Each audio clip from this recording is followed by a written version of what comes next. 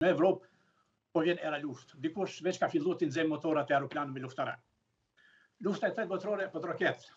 Do e nisë Evropa, pikërisht Gjermania dhe Franca. Nuk do e durojnë më Rusi. Sot, siç e dini, bota ballafaqohet me rreth 100 konflikte, prej të cilëve 50 janë frontale, pas luftës mes Ukrainës dhe Rusisë dhe ato në lidhjen e mesme mes Palestinës dhe Izraelit. Konfliktet armatosa kemi edhe në Burkina Faso, Somali, Sudan, Yemen, Birmani, Nigeri, Siri dhe të tjera. Pra gjitha këto luftra, bashkë me zhvillime dinamike dhe strategjia gjeopolitike ka ndryshuar këto 2-3 vitet e fundit, sidomos pas invazionit rus në Ukrainë, besa edhe me rikthimin e presidentit amerikan Donald Trump në shtëpinë e Bardhë. Nëse Evropa dëshiron paqë, bëni gati për luftë. Kështu deklaroi para një viti ish presidenti i Këshillit Evropian, zoti Charles Michel, i cili u shpreh se mbështetja e SBA-ve nuk mund të merret si mirëqenie në vendet e BE-s.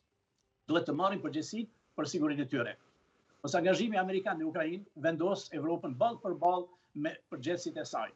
Është koha për riarmatim, komentoi presidenti i Komisionit Evropian Ursula von der Leyen në 4 mars. Isha në Berlin, isha që 4 ditë jam kthye për një konferencë atje, në Münih, pastaj në 40 dove tjera, dhe sinqerisht pash mediat, edhe pash aeroplan luftarak që fluturonin në ushtrime, po në fakt edhe trenat të mbushur me tanke, me municion luftarak dhe të tjera. Dhe ndoqja edhe disa media. Kur flasim për Gjermaninë, e kemi në lidhje të drejtë për drejtë edhe zotri Veliu, i cili aktualisht gjendet në Gjermani dhe vepron atje. Zotri Veliu, sipas jush, çfarë atmosfere po mbizotron në Gjermani? Ndihet ky tensioni apo është duke krijuar panik të qytetarëve sa përket këtyre thirrjeve për gatishmëri?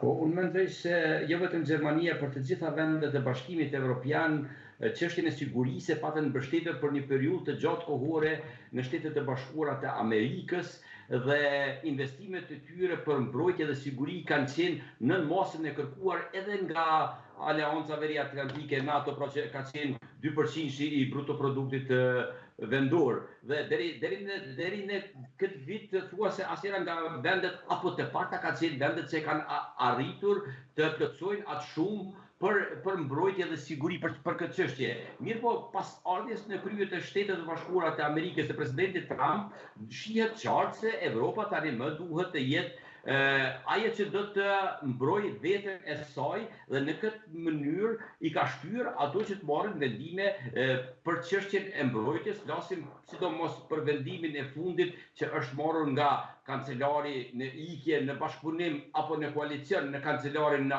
ardhje Merz dhe Scholz, ku është arritur një marrëveshje për të marrë një kredi diku $400 miliardë e cila do të investohet e tëra në infrastrukturë dhe në mbrojtje. Pra, ata tani më sikur i kanë hapur sytë dhe e shohin se gjithçka duhet bëhet vetë dhe kanë filluar. Mirë po një bisedim, një diskutim të tillë kemi pasur edhe në Bashkimin Evropian, mos qoftë se po gabuam, ka qenë para 2 javë në një takim të përbashkët ku janë munduar që të dakordohen për të bërë një investim të gjitha vendet e Bashkimit Evropian që përfshin një shumë prej 800 miliardësh dhe është kërkuar nga vendet më shumë të fuqishme si Gjermania, Franca e Italia që të ndihmojnë vendet më të vogla në ato kredi të cilat nuk do të kenë mundësi të rikthejnë. Pastaj duke pasur përballë se Gjermania është edhe lokomotive e gjithë Bashkimit Evropian, andaj edhe detyrimi kryesor për mbi Gjermaninë dhe Francën. Ndërsa viteve të fundit apo javëve të fundit shihet qartë se Franca është e angazhuar dhe ka marrur postin e liderit në luftën kundër Rusisë në Ukrainë.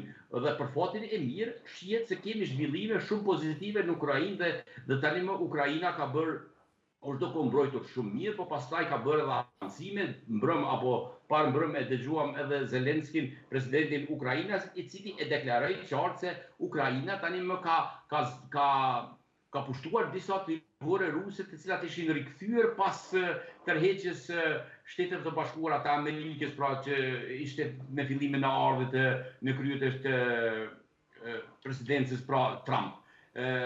Shihet qartë, ndërsa thirrjes për të mobilizuar apo për pasur produkte ushqimore apo pajisjet e nevojshme të paktën për 72 orë ka qenë një thirrje nga Bashkimi Evropian. Mirë, po kjo nuk do të thotë që thirrja e tillë bëhet vetëm për luftë.